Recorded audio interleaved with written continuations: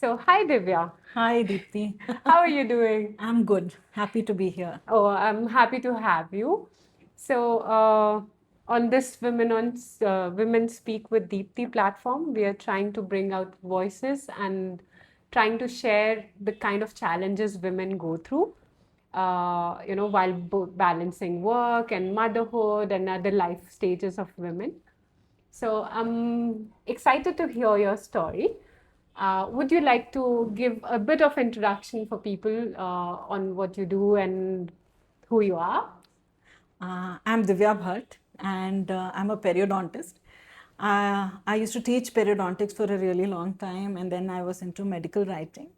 And right now I'm basically into a journey of self discovery. So I'm just trying to figure out who I am and try to grow. That's lovely because I think that's the most important one, which we often miss out in our younger age. So, Divya, would you like to share how the journey, your professional journey, has been, and as a mother, and work, balancing everything? Yeah, so what I would like to say is that after my son was born, I think things at work and balancing work and personal life were a little hard. And then even in at my workplace, Right. it got a little things got harder and harder. So with dentists, what has happened is in colleges there's a lot of saturation. So you're really not valued. Right. So there are no promotions, the salary hikes are not much. Right. And you have to run to your workplace and run back. At the same time, balancing your work and family life becomes really difficult. Right. So I was working in a dental college and I was really happy with the teaching job. But I did not get a single promotion. And at the same time, things were getting really bad in at workplace. People who were getting promoted were also asked whether they want to choose between the promotion or stay with the same salary. If they chose the promotion, they had to take a pay cut. Oh my God. And or they could stay with the same at the same position and the same salary. So this Right. was not a very good Yeah, it choice. doesn't sound like a promotion then. So things were not looking promising. Right. There was no hope hanging around there. No structured growth, no defined development. Absolutely. I Right. mean, it was just you were being asked, what do you have to give? Right. But from the other side, there was only promise of things getting worse. And did you work there over a decade Yeah, in I zero worked with for, zero promotion? That's yeah. quite a number there. Yeah, but like I said, I love to teach. Right. So I found a purpose there. Right. But, but there was nothing looking good. Beyond In that. future, I mean, for the future, nothing was looking good. Right. So a friend of mine offered me a job. Right. And I thought it was a good idea because I would get to work from home. Right. So this morning rush and then running back to my son, Right. that would be avoided. Right. And I like to write. I really like to write. So that sounded promising. Right. And I thought, here I have these options. Probably I should, take the leap because that Right. seems promising. So I did. Yeah. However, and initially I did enjoy that too. Yeah. For 6 months I was into writing and it was such an adventure and Nice. I really enjoyed that. Yeah. Over time, what happened there is somebody quit and they told me to take up the responsibilities of a lead. Okay. So then I had 3 people under me. Right. And honestly, I did not want to take it because I didn't feel that the confidence. I had been working there for 6 months. I didn't feel confident to take up that position. And they were not offering me the position or the salary. They just wanted me to take up that responsibility. Right. When I said I'm not keen to take up this role, they said, this is your place at the table, take it or leave it. So I felt cornered. Right. And I did not want to leave I mean, this is the fear we have, right? Right. That if we leave it, this is all or nothing.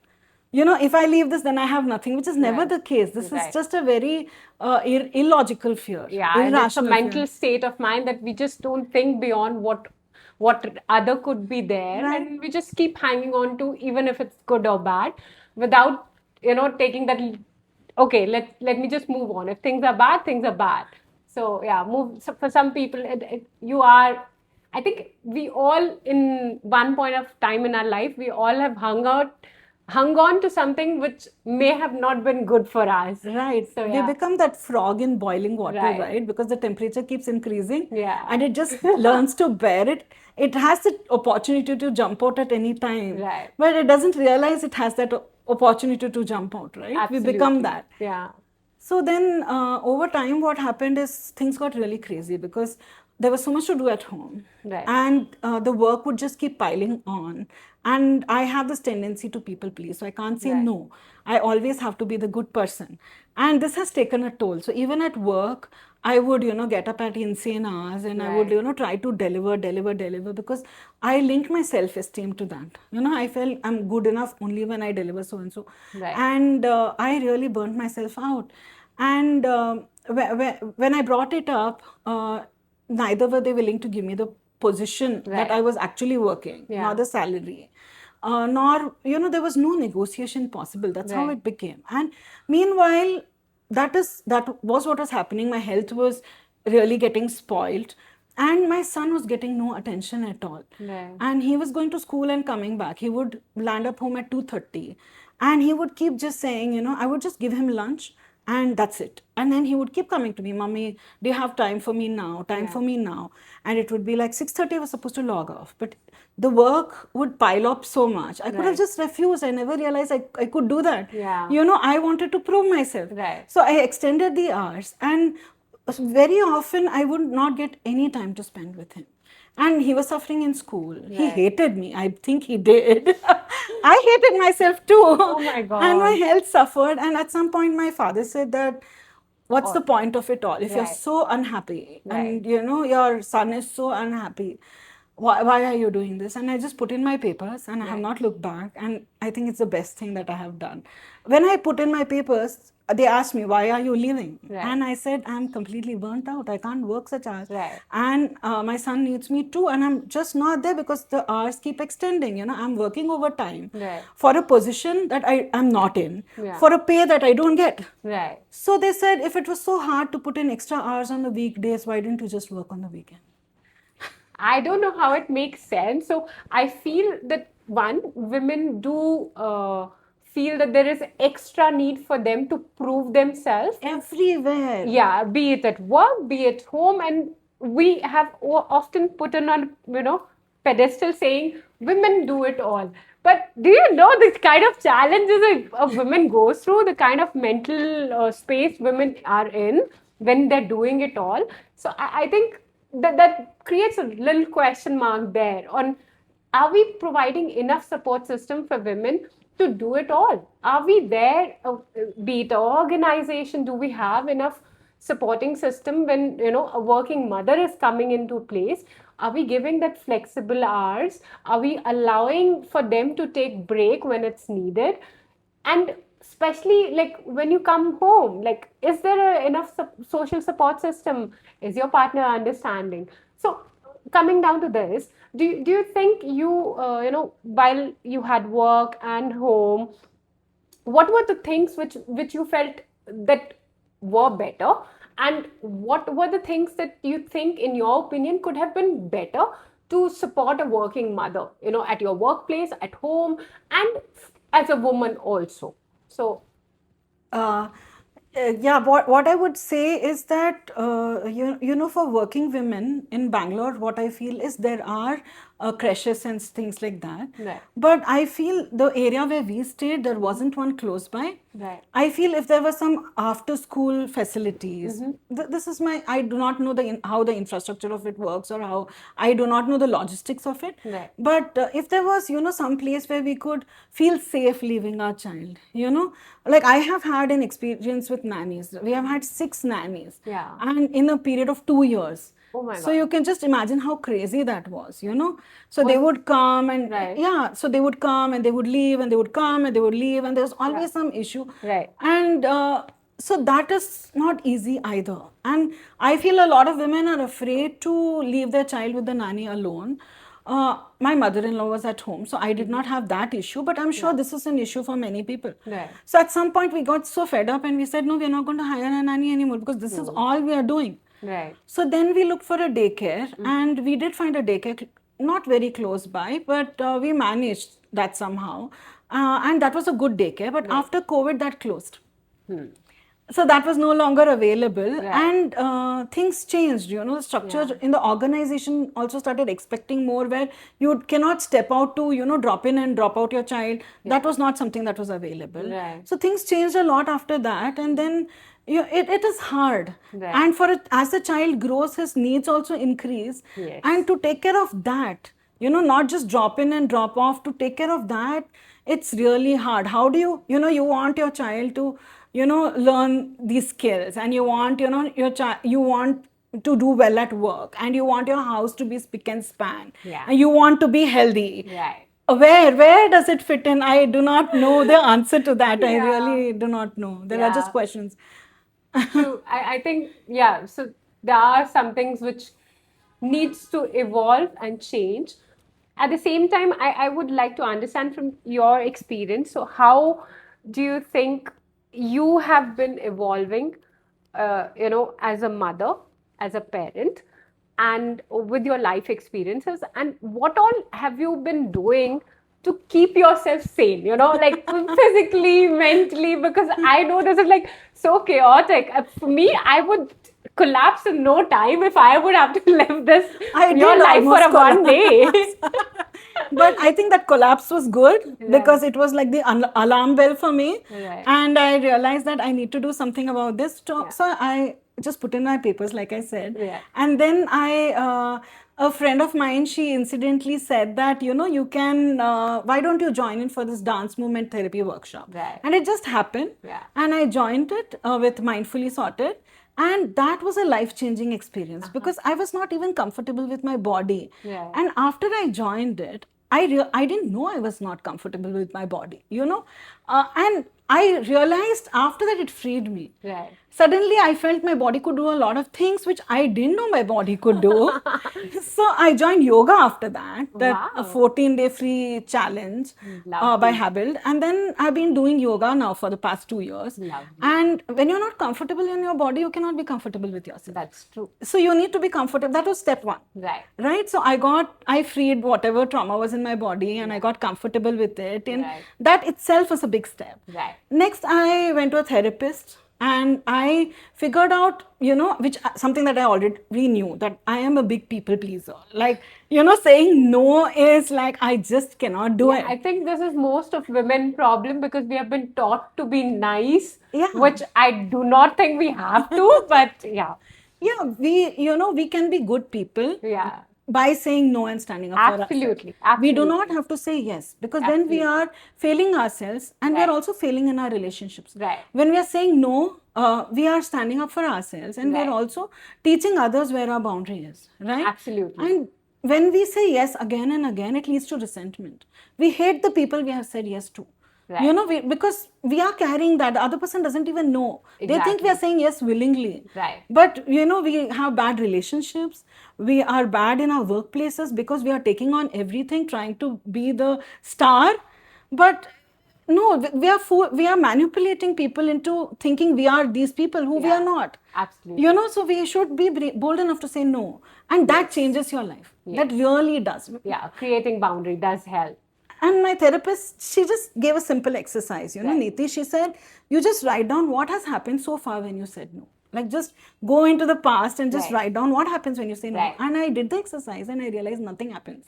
So yeah, life is easy that way. You just say no to the things that you do not want. Yeah. And you say to the things yes, the things you want. I think life is that simple. Sometimes we ourselves make things so complicated without realizing it.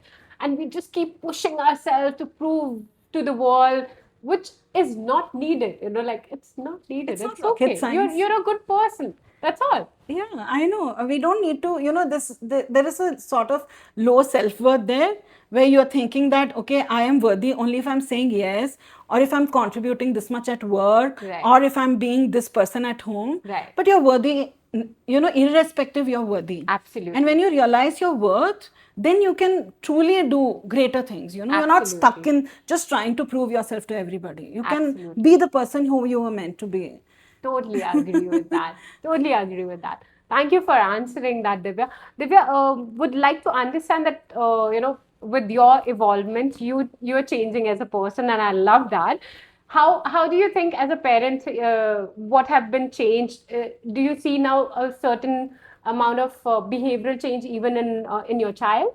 Yes, so what happened initially, so my son, he is a little bit, we could sense that he's a bit hyperactive. Right. You know, like he would be running all over the place. And this is how he is, very boisterous, right? Yeah. And I always felt that maybe there is also something more that we need to look into. But you know how the stigma around mental health in our country, so it took me really long. But when he was 8, I took him to the psychologist, and they said he has ADHD, and he also has a very high IQ. So He's a smart kid he then. is very smart. So that makes him bored easily. Right. He has very little impulse control. He cannot pay attention to things that are not interesting to him. Yeah. He cannot focus. Yeah.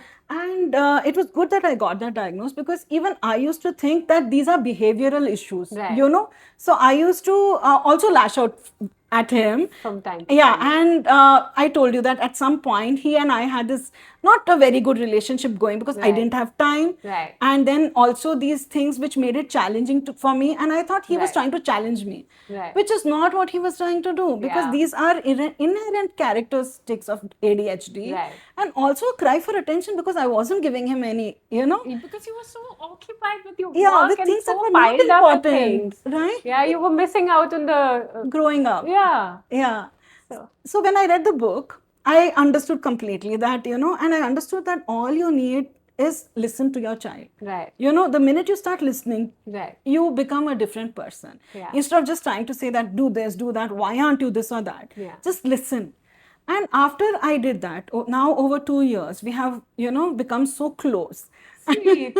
And he's become so loving, you know. Yeah. Like, I don't need to tell him things. As soon Right. as I open the car door, he comes and takes my bags and, you know, helps in folding the Aw, clothes. that's sweet. So this doesn't happen by telling the child. Yes. One, you make an example of it, Right. of what you are expecting. You Right. also do it and Yeah. make an example. Yes. And you love wholeheartedly. Yeah.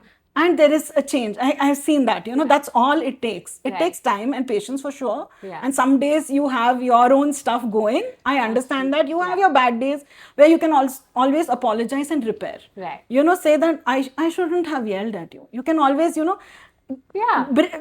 bridge that. And I think coming to that, just this last, not a question, it's a message that I would want from you to give to women who are going through a similar situation as a working mother, taking too much on their plate, or maybe being a child of a neurodivergent child, being a mother of them. What are the kind of extra requirement comes from a mother? What kind of message would you like to give to such to people out there, to such mothers who might be in the similar boat as you are? One, I would like to say that we should never operate out of fear. We should never stay in a place which is not, you know, doing us any good. Right. Out of fear that we will end up worse. Chances are that you will end up doing much better. So please take the leap. Don't stay where you're not valued. Right. That is one thing. And as a parent, I would like to say that I know we all love our children. And with neurodivergent children, there is I read somewhere where it says that, you know, the children who need love the most, show it in the most unlovable ways. That's So, beautiful. so, you know, all we need to do is love them. Right. They will act out. They are facing difficulties because this society is made in a way that is not made according to how their mind works. Right. So we need to be accepting, you know, because this is who they are, and they are beautiful people. Right. And when they get acceptance at home, they just turn out wonderful. So I would just like to say that. Absolutely. That was such a beautiful message. Thank you so much, Divya. I think it was having you and talking to you have been a true experience for me also. I also learned what all, as a motherhood and working balance things goes on, because every woman do come from a different experience. So thank you so much for sharing you, your Deepti. experience, and I had a lovely time. Thank you so much, Me too. Divya. Thank you so much. Thank you for having Thank me. you.